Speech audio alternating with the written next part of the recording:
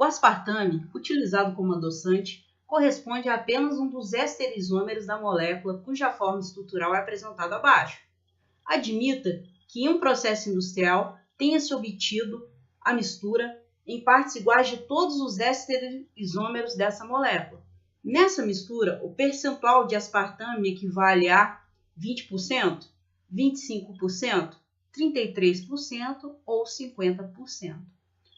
Bom, vamos resolver então a questão. Aqui nós temos uma questão sobre isomeria óptica, né? A gente vai ver aqui que o aspartame ele é um composto, não é uma substância que apresenta isomeria óptica devido à presença de carbonos assimétricos.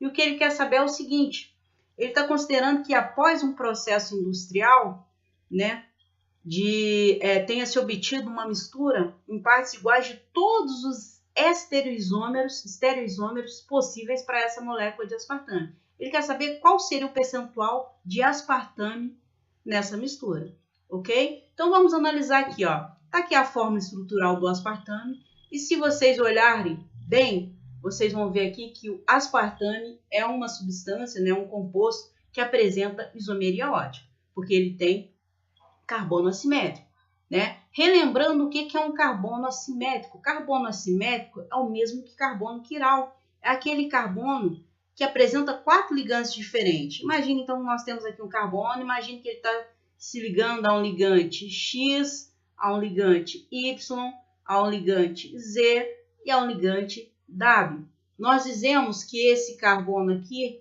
é um carbono assimétrico ou então quiral, ok? É a mesma coisa, ou assimétrico ou quiral. E nós representamos esse carbono quiral por um asterisco, tá certo? Aqui.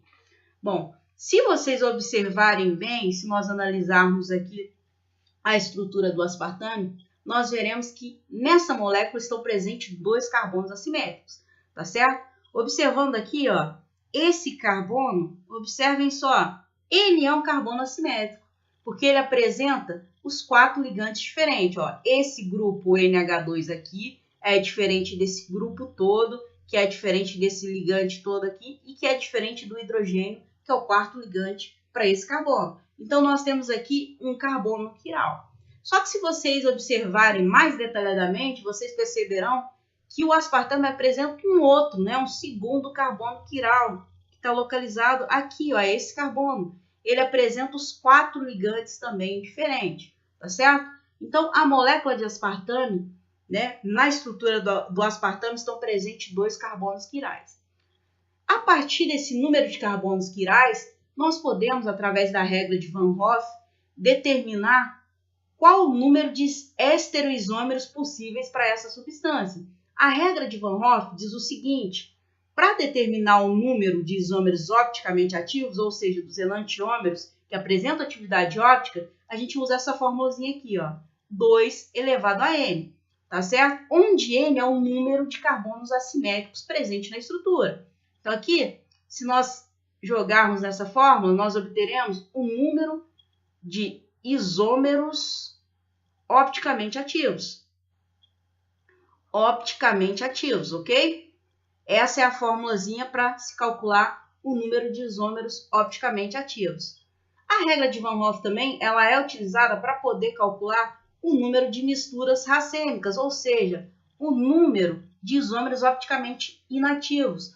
É o seguinte, pessoal, quando nós temos o fenômeno da isomeria óptica, né, a cada 2 enantiômeros que uma substância apresenta, se nós misturarmos esses 2 enantiômeros em quantidades iguais, nós teremos o que nós chamamos de mistura racêmica, tá certo? Ou seja, isômeros opticamente inativos. Bom, e como que a gente calcula essa quantidade de isômeros opticamente inativos? Mesma forma, só que é 2 elevado a N menos 1, onde N continua sendo um número de carbonos quirais. Se nós jogarmos então nessa fórmula, nós vamos obter aqui o número de isômeros opticamente inativos, ou seja, o número de misturas racêmicas, tá certo? Bom, a partir então dessa formulazinha aqui da regra de Van Hoff e da quantidade de átomos de carbono quiral que nós já vimos aqui na estrutura do aspartame, que estão presentes 2 carbonos quirais, nós podemos então calcular o número de estereisômeros para essa molécula, ok? Então vamos jogar aqui a fórmula, vamos calcular o número de isômeros opticamente ativos, né? Ou seja, os enantiômeros que apresentam atividade óptica. Então, 2 elevado a N, sendo que N vai ser 2, né? Porque no aspartame estão presentes 2 carbonos quirais. Então, 2 elevado a 2, nós vamos ter aqui um total de 4 isômeros opticamente ativos, tá certo? Que no caso nós chamamos de enantiômeros. O que são enantiômeros? São isômeros ópticos, ok? No caso aqui, se fosse para a gente calcular, né, a quantidade de misturas racêmicas, ou seja, de isômeros opticamente inativos, a gente poderia calcular também, ó. Seria 2 elevado a N menos 1. Então, seria 2 elevado a 2, que nos daria aqui, desculpe, seria 2 elevado a 1, que nos dariam aqui 2 isômeros opticamente inativos, tá certo? 2 isômeros opticamente inativos. Mas não é isso que a gente quer saber aqui nessa questão. O que ele quer saber é o seguinte, ele diz que ao final de um processo industrial, né, obteve-se uma mistura de todos os isômeros do aspartame, tá certo? E ele quer saber o aspartame representa qual porcentagem nessa mistura. Bom, uma informação importante está aqui, ó. É que o aspartame utilizado como adoçante, ele corresponde a apenas um dos enantiômeros, né? Apenas um dos estereoisômeros dessa molécula. Então, fica fácil aqui para a gente chegar à resposta final, né, pessoal? Ó, são 4 isômeros que existem para o aspartame, tá certo? E o aspartame, usado como adoçante, ele é apenas um desses estereoisômeros. Então, se a gente obteve no final uma mistura com 4 isômeros, né? 4 isômeros, a gente vai ter o quê? Uma porcentagem de 100%, ok? É a mistura dos 4.